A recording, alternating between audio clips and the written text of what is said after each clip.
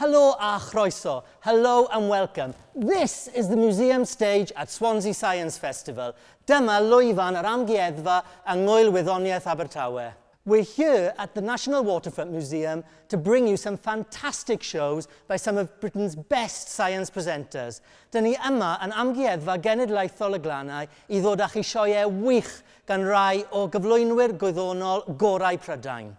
Prynhawn yma, mae'n pleser croesawu Scott o Science Theatre gyda Journey to the Sun.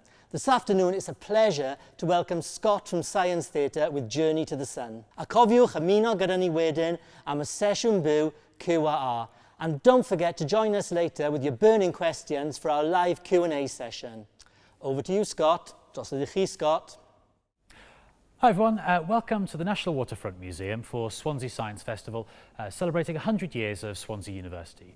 My name's Scott, I'm here with Science Theatre, and today we're going to take a journey from the Earth to the Sun. Along the way, we're going to find out all about some of the science to do with the Sun. We're going to look at the boiling and churning surface, we're going to look at the plasma that makes it up, and we're going to look at how we could get there if we wanted to. You can see we've got a lot of demonstrations set up on the bench in front of me here. And on that note, most of these demonstrations I'm going to do today, I'd really rather you guys didn't try for yourselves. Some of these are very, very dangerous. At best, you could hurt yourself, and at worst, you could burn your house down. We don't want any of that, so I'm going to do these demonstrations so you guys don't have to. So we're going to start off on the Earth, the planet that we all live on, and of course, the only planet that we know of that has lots of life on the surface. Now, to get into space, we're going to need a rocket. And let's start off by finding out just how rockets work. So I've got a little model of a rocket just here. You might say it's just a water bottle, but this will be a rocket soon enough. And there's three things we need to make a rocket work. And those three things are fuel, oxygen, and heat. Now, when we're flying into space, we have big fuel tanks. Most rockets run on something called kerosene. Sometimes they run on something called hydrogen. Of course, here on the Earth, we have lots of oxygen in the air around us. But up in space, we don't have any oxygen, and so we have to take big tanks with us in order to fly our rockets up into space. The heat source comes from igniters on the engines themselves. So let's combine those three things together, and let's see how rockets work. So we're going to need a fuel to put into this. And the fuel I've chosen here is a type of alcohol. It's called isopropyl alcohol. And it's actually the same kind of alcohol that you might find in hand sanitizer, which I'm sure some of you guys have been using quite a lot of recently. So let's pour some into the bottle here. Now, I don't want a huge amount of liquid in here. And in fact, to make sure that doesn't happen, I'm going to shake this up. So put the cap on, and I'm going to shake it up. Now, by shaking the bottle, what I'm doing is I'm evaporating the liquid. So I'm turning the liquid into a vapor or into a gas. And that's because, well, I don't want a fire in this bottle, right? I don't want burning liquid in here. So I think that's probably enough. Okay, and we're just going to pour out any excess there. So we've got our fuel, which is the alcohol vapor. We've got oxygen, it's the air in the bottle. And then we need some fire. So this lighter here is going to act as the fire. So let's see what happens. You guys at the back there might be in a bit of trouble. You guys ready? 5, 4, 3, 2, 1. So you can see that as the rocket ignited there, it pushed forwards really quickly. And that's because the fuel is burning. So the fuel burns, it produces lots of exhaust gases, they rush out backwards, and that makes the rocket rush forwards. And in principle, rockets are actually pretty straightforward. The difficult thing about rockets is making them not explode, because that's what they really, really want to do. But let's upgrade a little bit. Let's upgrade from a little bowl to a slightly bigger bowl. Now, as much as I'd love to fire this across the National Waterfront Museum here, I think I'd get in a bit of trouble if I just let this go from the stage. There's a lot of glass cases around us right now. So I'm going to leave this here on the stage, but let's see how this works. So again, like before, I'm going to take some of my fuel. I'm going to pour some of my fuel into this bowl. We're going to need a little bit more this time because this bottle's a little bit bigger. About that much. And again, just like before, we're going to shake it up to turn that liquid into a vapor. So shake that up. I never thought rockets would be so tiring. Okay. I reckon that'll do. So like before, let's pour out some of the excess liquid here. Don't worry, I'm not just pouring this onto the stage. There is a bucket behind me here. Okay, and let's just turn this lamp off to make it a little bit darker. And we're going to count down on this one as well. We all ready? Okay, let's go. 5, 4, 3, 2, 1. And you can see that if that bottle had been the other way up, it would have jumped up into the air, right? So hopefully you get the idea there of how rockets work. Basically, fuel burns, pushes the exhaust gases one way, that makes the rocket move the other way. But why do we need such a big rocket to get up into space and to get towards the sun? Well, one of those reasons is because of gravity. Now, gravity is a force that pulls us down to the Earth, and you might have noticed that every time you drop something, it always falls downwards. It never falls sideways or upwards, and a lot of people have noticed this over the years. One chap who did notice this was a guy called Isaac Newton. And in the 1600s, he realized that the force that pulls things down to the ground on Earth is the same as the force that makes the planets orbit around the sun. Now, everything that has mass has gravity, and the more mass it has, the heavier that object is, the more gravity it has. So let's say on the Earth, you could jump 1 meter up in the air. If we move to the moon is much, much smaller. Because the moon is so much smaller, its gravity is only about 1/5 of what it is on the Earth. And that means you could actually jump about 5 meters into the air, nearly high enough to get onto the roof of most houses. If you're on the sun, however, the sun is much, much bigger. And so the gravity on the sun is so strong that if you try to jump, you'd probably just fall over and end up going on fire, I imagine, on the surface of the sun as well. So let's take in our rocket, let's jump up into space. And I want to show you how gravity causes our spaceship to orbit around the Earth. Now, to do that, I have a little demonstration here to show you guys. And that involves this tray just here. Now, this used to be one of my placemats a long time ago. It's not a very nice placemat, but I drilled some holes in it and put some string on it. And this is one of the few demonstrations that you guys can actually have a go at home if you want to do that. But please do ask before you drill holes in your parents' placemats. So I'm going to take a cup just here, and we're going to pour some water into that cup.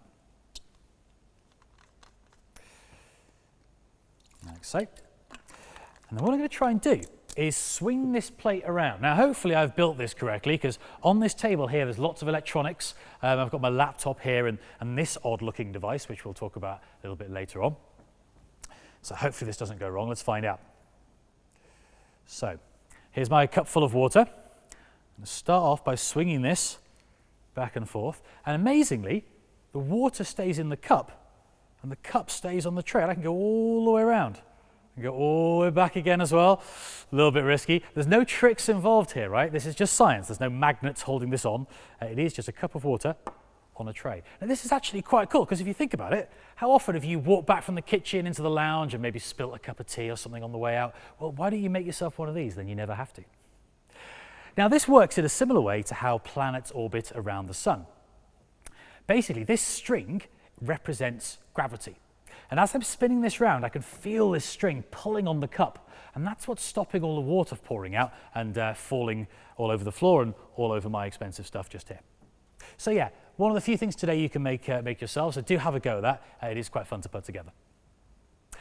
So now we're up into space. We've taken our rocket, we've launched up into space, and we can see the Earth below us. Thing is, the sun is in the sky, but it looks really, really tiny. But how big is the sun really? Thing is, the sun is much, much larger than the Earth, and so it's really difficult to show you guys just how big it really is. So in order to do this properly, I'm going to have to use a little analogy just here, a little model. So I'm going to need you guys to imagine that the Earth is about as big as this little dot on my finger just here. Now, I don't know if you guys can see that on the camera, but it's a tiny little speck. So we're going to imagine that that's the size of the Earth. Now let's imagine we take the sun, we hollow it out, and we start putting Earths into the sun. How many Earths do you think we could get inside the sun before it was full up? So imagine the sun being like a little piggy bank. You put in Earths in, you put in more and more and more in. How many Earths do you need before it's full? Well, maybe you might think, maybe like 100 Earths. There's probably 100 of those little balls in there at the moment. Actually, it's much, much more than that. You might think maybe a few thousand Earths, maybe like this. Yeah, maybe that many Earths would fill a sun up. No, still way, way more than that. What about a few tens of thousands of Earths? Well, I hate to break it to you, but it's even more than that. In fact, if we were to pour Earths on this size into the sun, we would need an awful lot. We'd actually need all of these, right? We'd need about 1.2 million Earths. So over 1 million Earths would fit inside the sun. To show you how many that is, let's see if we pour all these out. Hopefully without pouring them everywhere. Okay, here we go. So this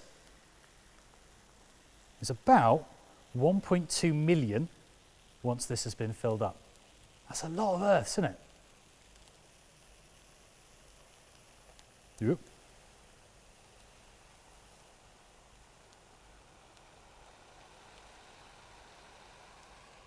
There we go. I reckon that's about as full as it needs to be. So next time you're trying to imagine how big the sun is, just try and remember that and how many Earths we could fit inside this little container just here. Okay. So we can fit 1.2 million Earths in the sun, but how far away is it? Because from here it looks pretty tiny. Well, let's say you wanted to drive to the sun. Let's say you get in your car and your mum and dad's driving motorway speed. Let's say we're doing 70 miles an hour. To get all the way to the sun would take about 150 years. Now, thankfully, we've got a rocket. And because we've got a rocket, we're going to be there much, much quicker. Even so, it's still going to take us a little while to get there. So while we're doing that, let's have a little chat about how the sun actually works. Why is it so hot and why is it so bright? The sun is a star. And like all stars, it's made of two gases. It's made of hydrogen and helium.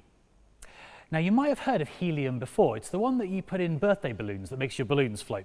It's also the one, some of you might have tried this, that if you breathe in the gas, it makes your voice go all squeaky. Now, hydrogen would actually work in the same way. So we could use hydrogen in birthday balloons, but we don't. And we don't for one very good reason, which I'll show you towards the end of this talk. For now, though, let's try and make some hydrogen. So I've got this little apparatus over here, this little set of equipment. I've got a little flask. Into this flask, I'm going to put something called sodium hydroxide. So we take a little bit of sodium hydroxide. Again, please don't try and replicate this because it is a little bit dangerous. Pour some into our flask. We're now going to add a little bit of water to this. So take my water bottle. What we want to do is dissolve the sodium hydroxide. I'm going to put about 100 mils in here, so not too much. A little bit more. Yep, that looks about right. Now we need to make sure that's all dissolved. So let's swirl this around a little bit. And we're going to use this in a reaction. It should bubble up, and we're going to make hydrogen gas. So make sure that's all dissolved. Okay. Now to make this, we need to take our sodium hydroxide and we need to react it with something else. And what we're going to react it with is aluminium foil. So I've got some little balls of aluminium foil here. What I'm going to do is put these in here, like so. We're going to put this plug in, put the bung into this beaker. That's it.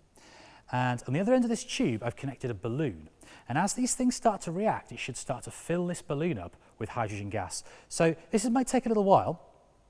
So I'm going to leave it there, and you guys keep an eye on that, right? So as we're going through the rest of the talk here, keep an eye on it, and eventually you should start to see that filling up. So we will come back to this a little bit later, and then towards the end of the talk, I'll show you why we don't use hydrogen in birthday balloons. Okay. So the way the sun works is a process called nuclear fusion.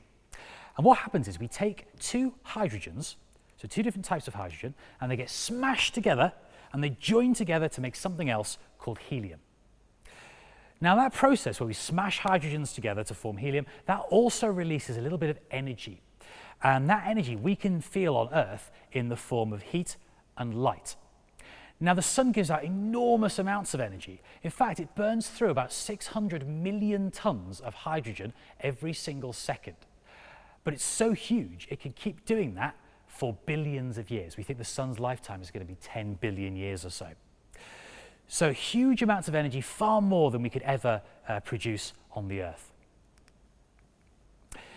Now we know the sun is made of hydrogen and helium, but the sun is a very high temperature. In fact, the middle of the sun is over 15 million degrees. And because the temperature is so high, the hydrogen and helium don't exist as gases like they do on the Earth. Now, you might have heard of some of the states of matter. You've probably heard of solids, liquids, and gases. Water, for example, is our hydrogen balloon. You can see it's starting to fill up there a little bit. Let's put it back in its stand. There we go. So you can see we are starting to produce some hydrogen just there. So on Earth, water exists as both solids, liquids, and gases. As a solid, we call it ice. As a liquid, we just call it water. And as a gas, we call it water vapor. And every time we do this, we're actually putting energy in. So to go from ice to water, we have to put some energy in to melt it. To go from water to water vapor, we have to put some energy in to boil it. If we keep putting energy in, though, if we put more and more energy into our substance, eventually we get something called a plasma. Now, the sun is a plasma, and fire is also a plasma. It's a fourth state of matter that you guys may not have heard of before. So I'm going to show you a few different ways in which we can make plasma. And we're going to start off by using fire and a microwave, just in case you're wondering why I've got a microwave in front of me just here. So let's move over here, walk past our hydrogen balloon, see it's doing all right. Come around here. Now again, please don't try and do this at home. At best, it could sort of damage your microwave. At worst, it could burn down your kitchen. So please don't attempt this. What I've got inside the microwave here, I've got some little stands, these are plastic stands just here. I've got a piece of blue tack in the center there, and I've got a couple of cocktail sticks. And I'm just going to put these in the blue tack in the middle of the microwave just there. And let me just check that's working properly. Yep, okay. So then what I'm going to do is take my lighter, and we're going to set fire to these little cocktail sticks in here. And the reason we're going to do that is because making a plasma is quite difficult, but keeping a plasma going is a lot easier. We said before that fire is already a plasma, right? So if we make fire in here and then we add more energy to it, hopefully we can make a plasma. So let's give this a go. So use my lighter here to set fire to these cocktail sticks. Again, please don't do this at home. Okay, it's on fire. I'm going to take our bowl here and put this over the top nice and quickly. Okay, and we're going to set this microwave going. And if you look carefully, can you see a big ball of plasma forming at the top of the microwave just here? Yeah, this is why you don't want to do this at home. It also interestingly changes colour all the time as well. Let's just turn that off. Don't want to do that for too long because it gets very hot. You see it changing colour as well. Sometimes it was sort of orangey colour, sometimes it was more of a blue colour, and that's due to the different elements that are in our atmosphere. So when we get nitrogen, for example, in our atmosphere, that gives it a sort of bluish tinge sometimes. So those colours can tell us actually what the atmosphere is made out of. So yeah, that's one way of making plasma. A little bit dangerous, as I say, please don't try and replicate this.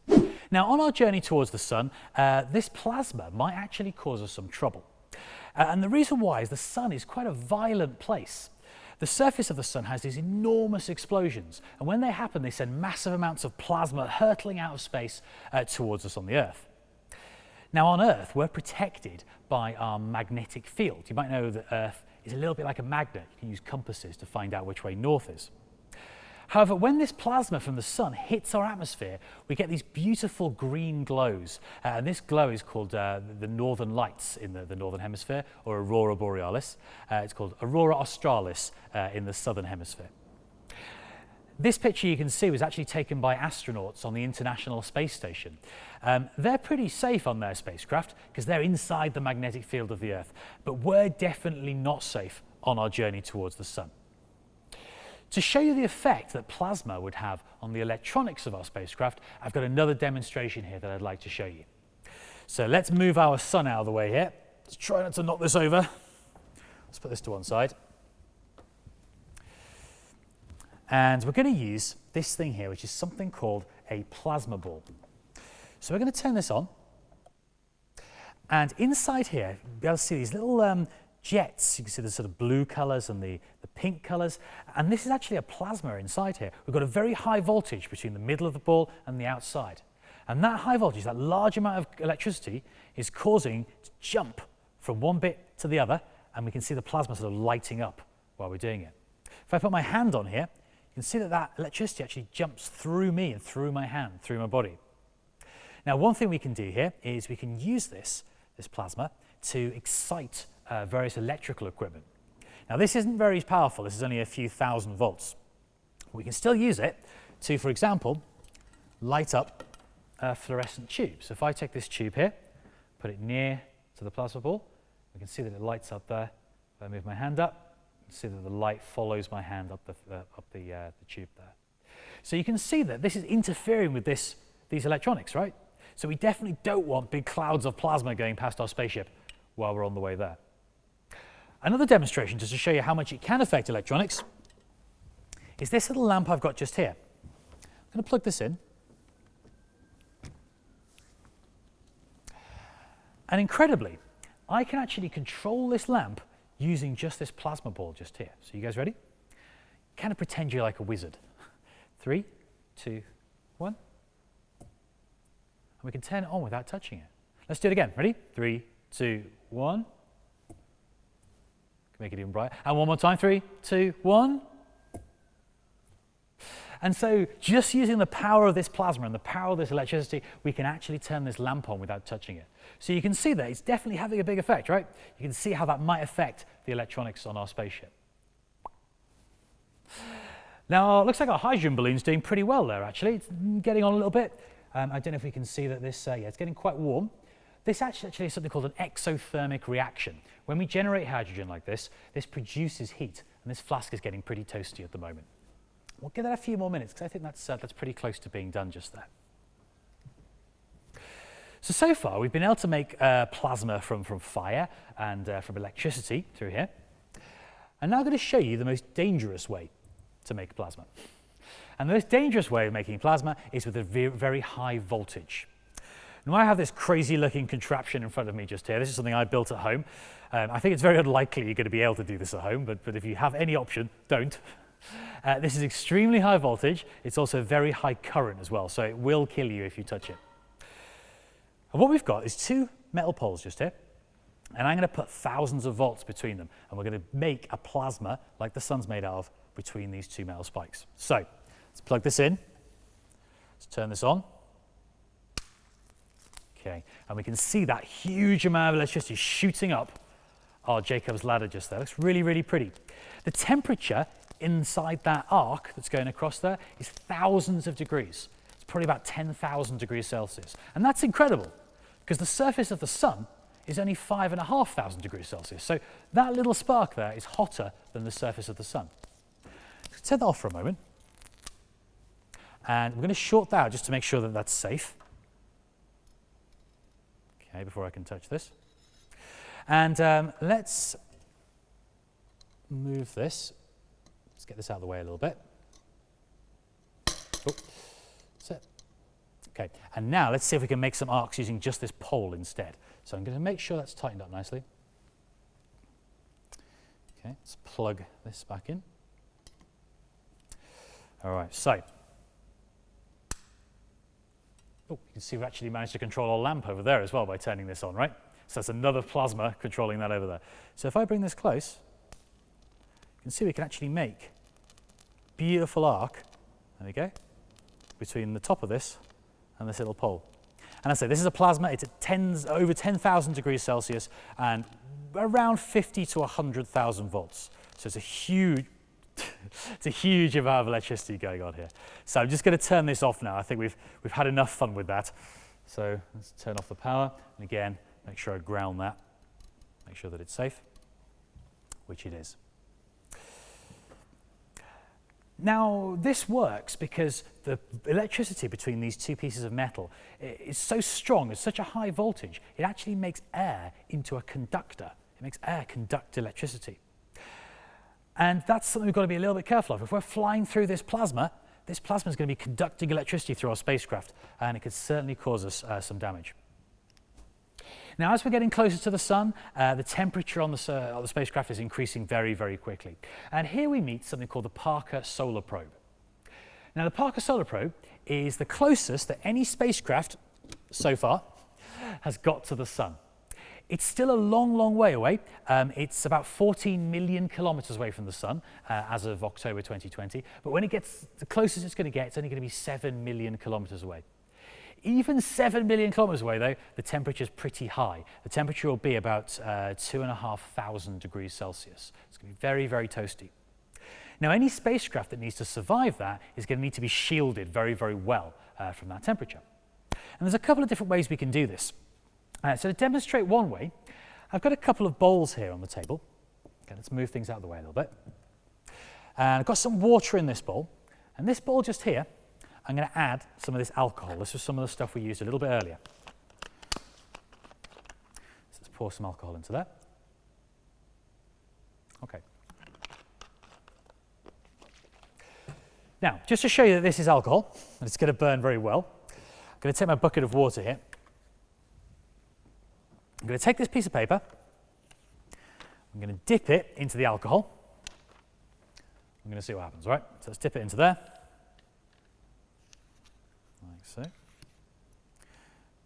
Okay, I'm going to put the lid on top just to keep the alcohol in there. Put it over our bucket. You ready? Cool. Unsurprisingly, the paper immediately bursts into flames. You can see it's all charring and going on fire. Let's put that back into the bucket there, put that out quickly. But as you can see, that's not very useful, right? It's sort of disintegrated. Let's imagine we want to protect this piece of paper. Let's say like we want to protect our spacecraft. We want to protect it from the heat from the sun. Well, one way we could do that is to coat it in something first. And I'm going to do the same thing again now, but I'm going to try this using some money instead. Now, this, you might notice, is actually an old £5 note. And the reason it's an old £5 note is because it's made of paper, not made of plastic. If I tried to do this with a newer £5 note, it was made of plastic, it would just burst into flames and melt into a puddle. So we're not going to try to do it with a newer one. I couldn't find a paper 20. So this time we're going to try and protect it first. So let's dip it into this container just here. Okay, I really hope this works. You can't get these fibers anymore. Then I'm going to dip it into the alcohol like we had earlier, like so. Bring it back over the bucket. Fingers crossed. And we're going to set fire to this. You guys ready? Okay, so it's burst into flames again, which is not ideal. But you see it's completely fine. It's actually steaming quite nicely, which is pretty cool. And the reason this works is because we managed to protect it using what was in this container here, just water. As the alcohol burns, it actually evaporates the water out of the note. This note's nearly dry, or the back is nearly dry. It evaporates the water out of the note, and that cools it down, that protects it. Spacecraft actually use this technique for landing on other planets. As a spacecraft is hurtling down through Mars's atmosphere, for example, it has a heat shield on the front, and that heat shield burns away into space, and it carries that heat away with it. So we can protect stuff by coating it and letting that burn off into space. Now I think our balloon there is pretty much done, so let's take that off. Okay. Now, this is where I try and do this without letting this go, because that'd be really annoying, wouldn't it? Okay. Let's try and tie this. Now, hydrogen does actually float, just like, or makes balloons float, just like helium does. But I think this balloon is going to be too small to do it. Let's have a look. Oh, it's very close. Can we see that if I let go of this, it sort of falls very, very slowly, right? In fact, I wonder if I cut off this bottom bit just here. Let's try and do this without breaking it. I wonder if we can get it to float. Make it a little bit lighter. Gonna work. Cool. So now we can see that hydrogen does float. I better let that go all the way up to the ceiling. And it's only just lighter than the air. So it kind of just hangs there. It looks kind of cool. Now I said in a few minutes that I'm going to show you why we don't use hydrogen in birthday balloons. And I will show you that. Let's try and find somewhere safe to put this so that it doesn't float away. Unfortunately, I cut the little bit off the end of it. So what I'm going to do is just tape it down here, Make sure we don't lose it. Something like that. Stay. No. Cut this bit out in the edit, right? Neil, you were using me in my show. Would you like to hold this balloon for me, please? Thank you very much. This is the balloon that's full of. This is the balloon that's full of flammable gas, yeah. Okay, so we'll come back to the balloon later on, and I'll show you why you don't put hydrogen in balloons, in birthday balloons. So we're now pretty much on the surface of the sun. We're about as close as we can get. And all around us, we've got these massive flares, these giant jets of plasma being shot out up into space. We've got these things called prominences, big ejections of mass up into space. We've got these loops, and we've also got sort of fire tornadoes spiraling all around us. It's pretty toasty at this point. It's pretty warm. In fact, the temperature at this point is about 5,500 degrees Celsius. Nothing man-made can survive, or natural for that matter, can survive in that temperature. I think the world record for the highest melting point of any substance is something like 4,200 degrees Celsius. So nothing that we could make could actually survive on the surface of the sun. But we can recreate some of these fire tornadoes that we see all around us. We can do that using my favorite litter bin. Got to have a favorite litter bin, right? Which is this one just here. Let's move our other flammable liquids out of the way.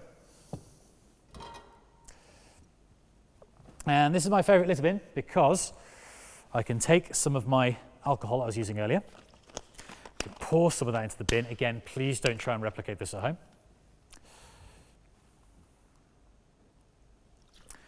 Pour some into the container in the middle. What we're going to do is we're going to try and create one of those solar tornadoes that you can see on the PowerPoint at the moment. All right, you guys ready? So let's set fire to this. We get a nice little fire in our bin. And at the moment, it's only a little fire, right? Not much going on. But if I start to spin this round, we should be able to see that this fire is going to get bigger and bigger. So let's give that a go.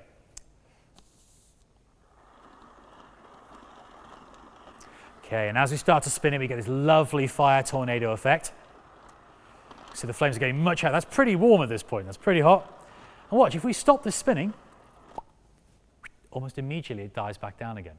And the reason why we get a sort of bigger flame when it spins up is because by spinning this around, we're actually adding more oxygen into the fire. When I stop this, it stops that oxygen mixing in, and then it dies back down again. We'll do that one more time. Now with this demo, the hardest thing is actually getting rid of it. Okay, so let's see if we can do that.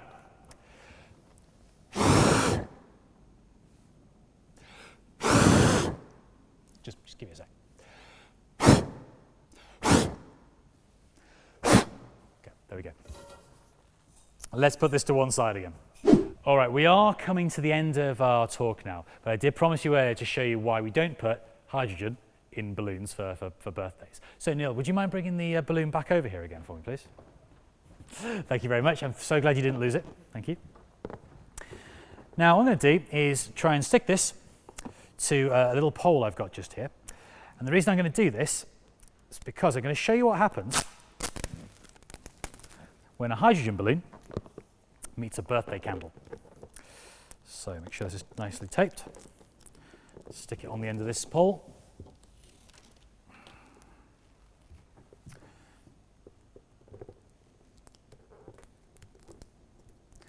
Something like this. Okay.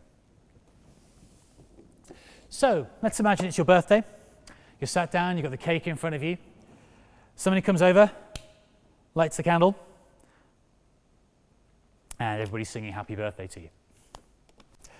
Let's move this out of the way. Somebody brings over your birthday balloon. Something like this. Your birthday balloon gets a little bit too close to the candle. Let's see what happens.